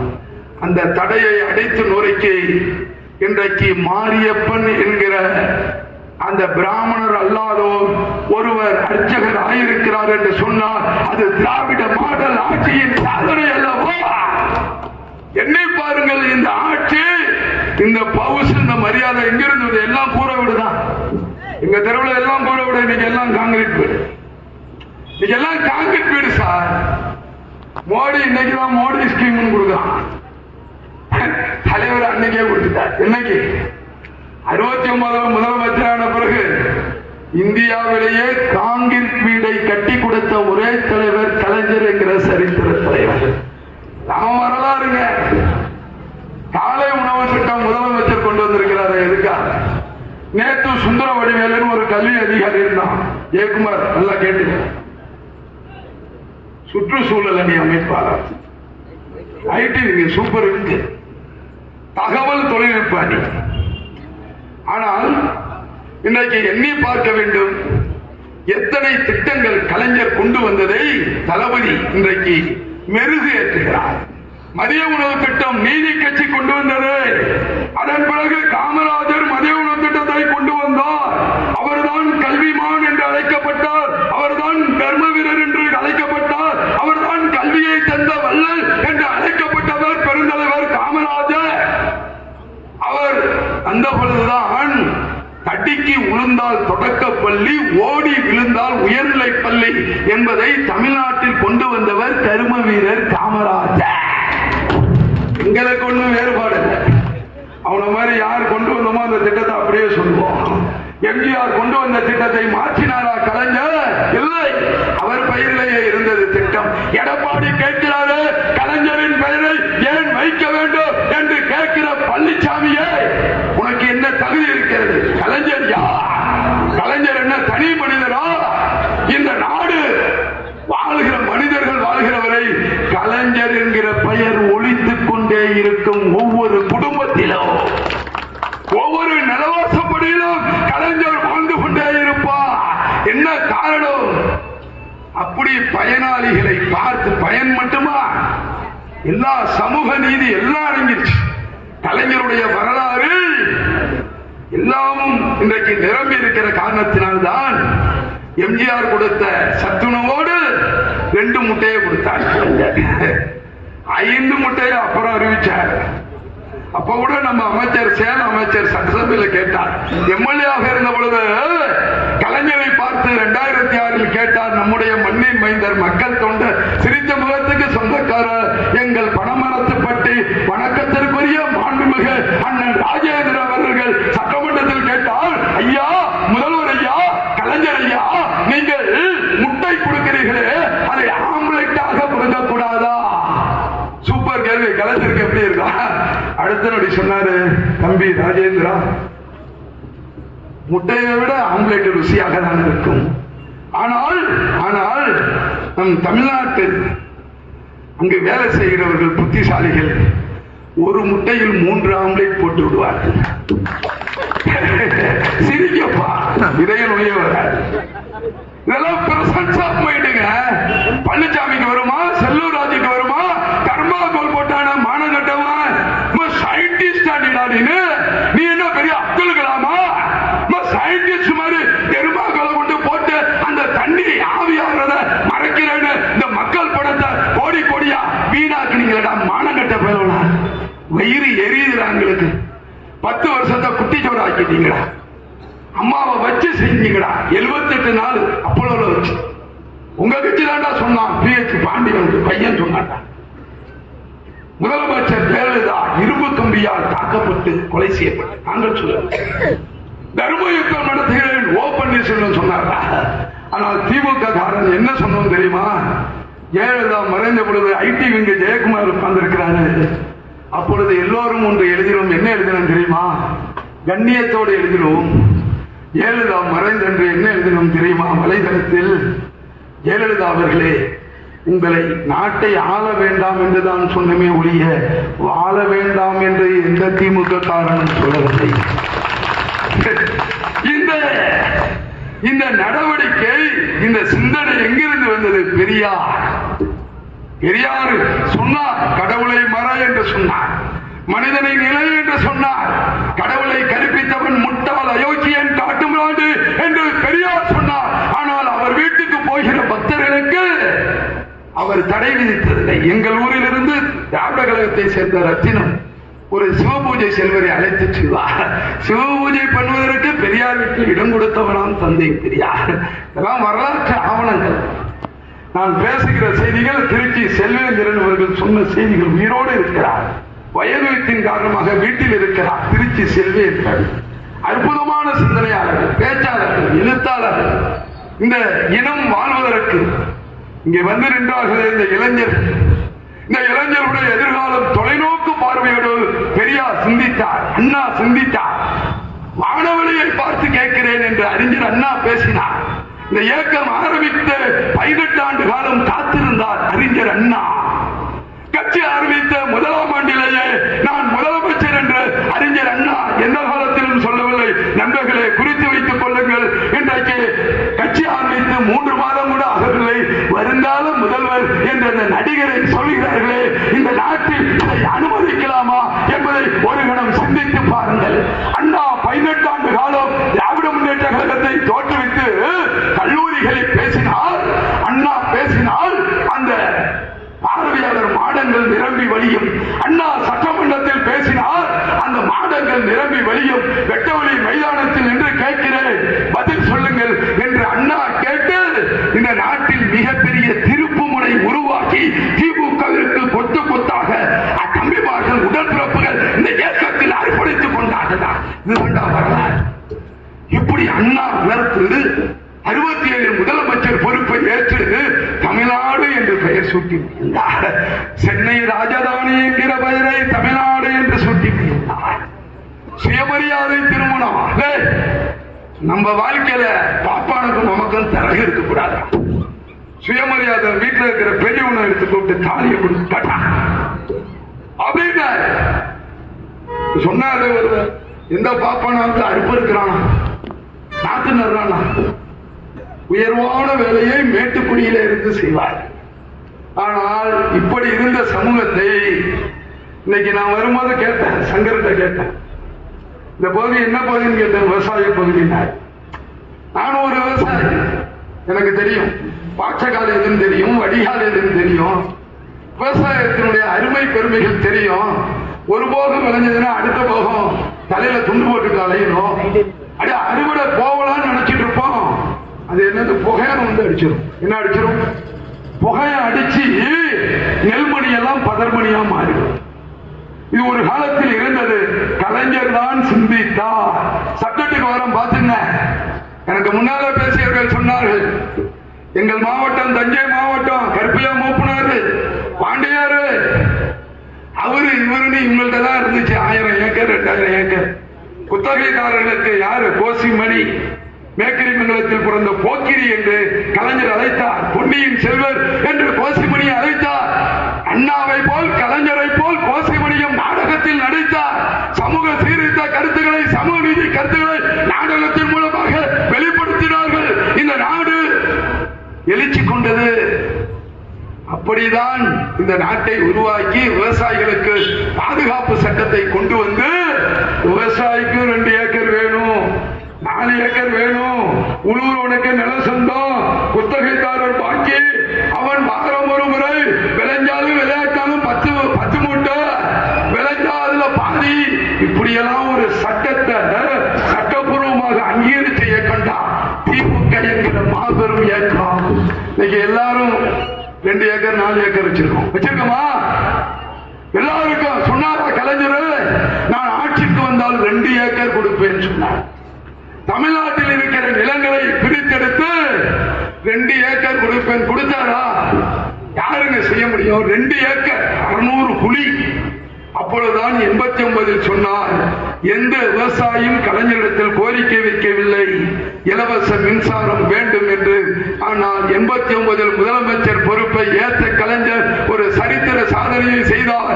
அழுகின்ற குழந்தையை மடியில் கடத்தி பாலூட்டி மீண்டும் தூங்க செய்வது சிறந்த தாயின் இயல்பு என்பதை போல எந்த விவசாயியும் கேட்காமல் இந்தியாவிலேயே இலவச மின்சாரம் கொடுத்த ஒரே தலைவன், அஞ்சுகத்தா ஈன்றெடுத்த தவப்புதல்வன் டாக்டர் கலைஞர் என்கிற சரித்திர தலைவன் 89 நல்ல கையெழுத்து. அம்மா எல்லாம் நினைக்குது, என்ன இந்த போர்டு போட்டுட்டு இருந்தான், வீட்டுக்கு விடுவானா விட மாட்டானா? ரவிச்சந்திரன் 1 மணி நேரம் உட்கார்ந்துட்டு வீட்டுக்கு போயிருந்தான்னு கூப்பிட்டாரு. பார்த்தா ஒரு பாட்டும் முன்னாடி ஒரு பையன் பேசினா அவன் ஒரு 3/4 மணி நேரம், அடுத்து உதவி நேரம் பேசுறான்னு தெரியலையேன்னு முடிக்கிறான். என் வாட்சி கட்டியிருக்கேன், வாட்சி ஓடுது, வாட்சி கட்டியிருக்கிறேன். ஆனா 6:15 தான் காமிச்சு. எவ்வளவு காமிக்குது? 6:15 தான். அதெல்லாம் பத்தி கவலைப்பட, ஒரு அலங்காரத்துக்காக வாட்சி வாங்கினேன். முதல் சம்பாரிச்சு வேற பொருள் வாங்கினாலும் வாட்சி வாங்கினது 6 மாசம் தான் ஆகுது. 5000 ரூபாய்க்கு வாங்க. இதுக்கு வாட்சின்னு கட்டவே இல்லை. சரி, அதே பிறகு கூட்டத்துக்கு போறோம், கொஞ்சம் பார்வையா இருக்கட்டும் கட்டிட்டு வந்தேன். பேச்ச முடிச்சுக்கலாமா? விடிய விடிய கூட பேசுவார். கையில் எந்த குறிப்பும் இல்லாமல் பேசுவேன், போர் அடிக்காம பேசுவேன். பேச்சில் நவரசங்கள் இருக்கும். ஏன்னா இந்த கட்சி பலரை பார்த்து வளர்ந்த கட்சி, பல பேச்சாளர் அப்பா கேட்டா அன்னைக்கு நம்முடைய எதிரிகள், நம்முடைய முன்னோர் பேச்சாளர்களை பார்த்து கேட்டான், திராவிட தாய் என்று அழைக்கிறீர்களே, அவ எங்கடா இருக்கான்னு கேட்டுறான். அந்த காலத்து நம்ம எதிரி, நம்மளால என்ன பதில் சொன்னான்னு கேட்டுக்க. ஜெயக்குமார் ஐடி உங்களுக்கு தெரிய வாய்ப்பு இல்லைன்னு நினைக்கிறேன். என்ன பதில் சொன்னாங்க தெரியுமா? பதில்லாம் அடுத்தது பாத்தீங்கன்னா அப்படியே அந்த ஈட்டில இருந்து அம்பு வர மாதிரிதான் வரும். பாரத தாய் என்று இருக்கிற பரதேசி பெயர்களே, அந்த பாரத தாய் வீட்டுக்கு பக்கத்து வீட்டில் தாண்டால் திராவிட தாய் இருக்கிறார். இந்த அம்மா கை தட்டுறதை பார்த்தா நீ விடிய விடிய பேசுன்னு சொல்லு. எங்க அக்கா ஒண்ணாங்க ஏத்த மாதிரி, நீ கட்சியில ஏதாவது பொறுப்புல இருக்கணும்னு நினைக்கிறேன். என்ன பொறுப்புல இருக்கா? பேர் என்ன? மகேஸ்வரி. பாத்தீங்களா? ஒரு காலத்துல மகேஸ்வரியோ அல்லது எங்க பெத்த அம்மாவோ சகோதரி எல்லாம் இப்படியெல்லாம் மேடைக்கு வர முடியாது. இந்த சேரெல்லாம் கிடையாது. இது தாண்டா திராவிட மாடல் ஆட்சி. புரிஞ்சு வச்சா? இதுதான் சகோதரி எல்லாம் 15 வயசு 18 22 வயசுல வந்து உட்கார்ந்து இருக்கிறார். ஏன் உதயநிதி ஸ்டாலினை பத்தி பேசுறோம், ஏன் தளபதியை பத்தி பேசுறோம், சாதனையை பேசுறோம், கொள்கையை பேசுறோம், லட்சியத்தை பேசுறோம். இந்த நாடு எப்படி வளர்ந்துச்சு 75 வருஷத்துல எடுத்துங்க. எனக்கு வயசு இன்னைக்கு வயசு சொல்லவும் பயமா இருக்கு, கிழவன் சொல்லி ஒதுக்கிடுவாங்களோன்னு பயமா இருக்கு. ஒரு 20 வயசை குறைச்சி சொல்லலாம்னு முடிவு எடுத்துருக்காங்க. அதனால பிறந்த நாளே கொண்டாட பயமா இருக்கு. ஒரு வயசு அக்கா உட்காருக்கா, மகேஸ்வரி அக்கா வாழ்த்து தெரிவிச்சுக்கிறேன். கஞ்சநாயக்கம் பட்டியல மகேஸ்வரி அக்காவை பார்த்து உள்ளபடியே நான் மகிழ்ச்சி அடைகிறேன். இதுதான் புதுமை பெண் திட்டம். புரியுங்களா? சொன்னாரு நண்பர் ஒருவர் எனக்கு முன்னால் பேசுகிற பொழுது, ஒரு துப்புரவு தொழிலாளருடைய மகன், அவனுக்கு பிறக்கிறவர் ஒரு மகள், 2 பேரும் தாத்தாவும் அப்பனும் துப்புரவு பணியாளர். அவருக்கு பிறந்த பெண் படித்து கலைஞர் கொடுத்த தளபதி கொடுத்த திட்டத்தின் மூலம் படித்து அந்த பெண் அந்த நகராட்சிக்கே கமிஷனர் ஆகியிருக்கிறார். அந்த நகராட்சி தான், அந்த கமிஷனர் தான் துர்கா என்கிற பெண். எண்ணி பாருங்க, இந்த சரித்திரம் எங்க இருந்து நடந்துச்சு. துர்கா இன்னைக்கு அப்படியே இந்த பொண்ணை பார்க்கிற போது மகேஸ்வரி அக்கா போல ஒரு மகிழ்ச்சி, உடம்பெல்லாம் முகமெல்லாம் ஒரு பூரிப்பு. இதுதாண்டா திராவிட மாடல் ஆட்சி. இதை சிந்தாம சிதறாம உதயநிதி ஸ்டாலின் கொண்டுட்டு போறாரா? அப்படியே கடுமையா உழைக்கிறார். கட்சிக்கு என்ன செய்யணும்? இப்ப நாங்கெல்லாம் கொஞ்சம் 40க்கு மேல வந்துட்டோம். வயசு என்னன்னு கேட்டாங்க, 40க்கு மேல வந்துட்டோம், அவ்வளவுதான் வயசு. அடுத்த பேச்சாளர் ரெடி, அடுத்த ஈட்டி ரெடி ஆச்சு.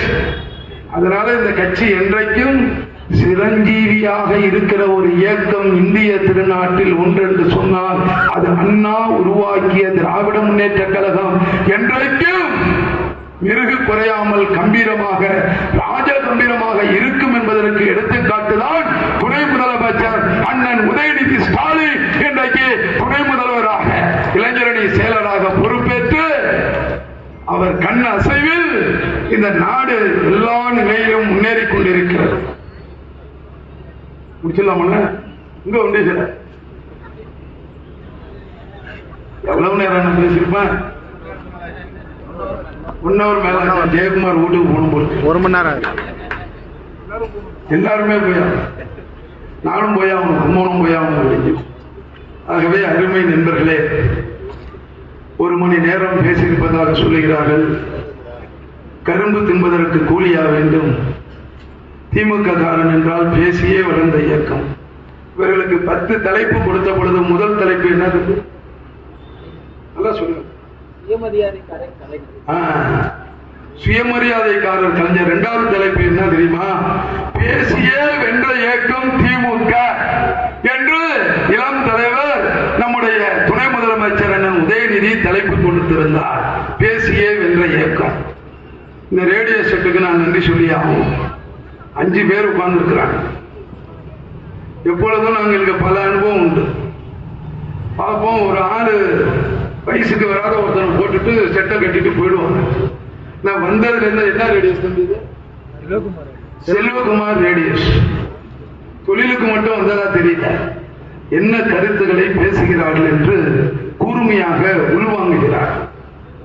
நான் பேசுகிறது உண்மையா பொய்யா?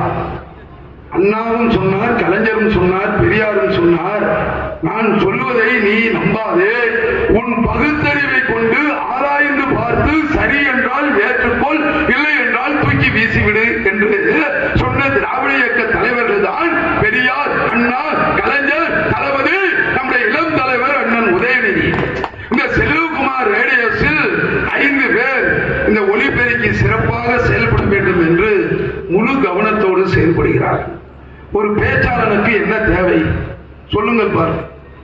ஒரு பேச்சாளன் சிறப்பு பேச்சாளனாக தன் ரத்தத்தை சூடேற்றி அடி வயிற்றிலிருந்து தன்னுடைய உணர்வுகளை அந்த உணர்ச்சி மிக்க தலைவனை மக்களிடத்தில் வெளிப்படுத்துகிற பொழுது நாங்கள் கொடுக்கிற செய்தி கடைக்கோடிக்கு செல்ல வேண்டும் என்று சொன்னால் இந்த ஒலிபெருக்கி தான் முக்கிய பங்கு வகிக்கிறது.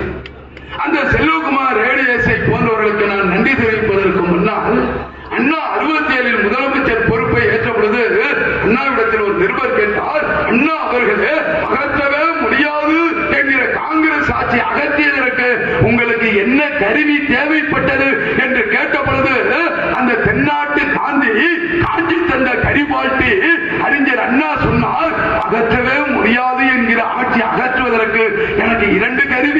பெற்றது. ஒன்னு நாக்கு, இன்னொன்னு மைக். யாருங்க பேசணும்? நான் ஒரு பைத்தியம், கட்சி பைத்தியம். பைத்தியம்னா கீழ்ப்பாக்கம் பைத்தியம் நினைச்சாரு, கட்சி பைத்தியம். தம்பி கூட பேசும்போது இலவச மின்சாரம் 96 அண்ணா உடனே சொன்னாங்க 89. இந்த கட்சியில வரவங்க எல்லாருமே கரெக்டா வருவாங்க. நான் பேசிட்டு அறிவாளி இல்லை. எங்க அண்ணன் குணசேகர விட்டாலும் பேசுவார். உட்கார்ந்து கருப்பு சேர்ப்பு மஃப்ளர், அவரும் கிழிச்சு எடுப்பார். இந்த கட்சி இப்படி பேசி பேசி வளர்ந்து அண்ணா இப்படி பேசினார். அண்ணா ஒரு ஊர் கூட்டத்துக்கு போறார். நேரம் ஆயிடுச்சு, கை குழந்தையோட மக்கள் நிக்கிறாங்க. ஒரு நொடி பேசுங்கன்னு நிர்வாகி கேட்கிறாங்க. விடியற் காலை ஒரு நொடி அண்ணா பேசுகிறார். இந்த நொடியில் பேசுகிறார், அந்த நிமிடத்தில் பேசுகிறார். குறிப்பு எடுத்துக்கொண்டு அண்ணா வரவில்லை. நல்லா கேட்டுங்க. மாதமோ சித்திரை, நேரமோ பத்திரை, கண்ணை தருவதோடு திரை, நீங்கள் இட வேண்டியதோ உதயசூரியனுக்கு முத்திரை. நன்றி, வணக்கம். அதே மாதிரி கலைஞர், அடே அப்பா ராமகோபாலன் கலைஞரை பார்க்க போற பகவத்கீதை புக்க கொடுக்கிறார். அடுத்தனுடைய கலைஞர் கொடுத்தார். கீதையின் மறுபக்கம் ஆசிரியர் வீரமணி எழுதிய புக்கை பதிலுக்கு பதில், சவாலுக்கு சவால் கொடுக்கிற சமர் வாய்ந்த தலைவன் கலைஞர் என்கிற சரித்திர தலைவன். அந்த தலைவனுடைய வீரப்பிள்ளையாக, சிங்கப்பிள்ளையாக முத்துவேல் கருணாநிதி ஸ்டாலின் என்கிற சரித்திர தலைவர் இன்று கிடைத்திருக்கிறார். அவருக்கு துணையாக, இணையாக ஒரு இளம் தலைவர் கிடைத்திருக்கிறார். அவர்தான் உதயநிதி ஸ்டாலின் என்கிற சரித்திர தலைவர். இலக்கு 200 என்று சொல்லியிருக்கிறார்கள். வர இருக்கிற சட்டமன்ற தேர்தலில் 200 அல்ல 234 தொகுதியும் வென்றது என்கிற சரித்திரத்தை படைத்து இந்த மண்ணின் மைந்தன், மக்கள் தொண்டன் அண்ணன் மாண்புமிகு பணமரத்துப்பட்டி ராஜேந்திரன் கையில் நம்முடைய வெற்றி கனியை சமர்ப்பிப்போம் என கூறி விடைபெறுகிறேன். வழக்கறிஞர் ஆடுதுறை உத்திராபதி. நன்றி, வணக்கம். என் உயிரினும் மேலான அன்பு உடன்பிறப்புகளே,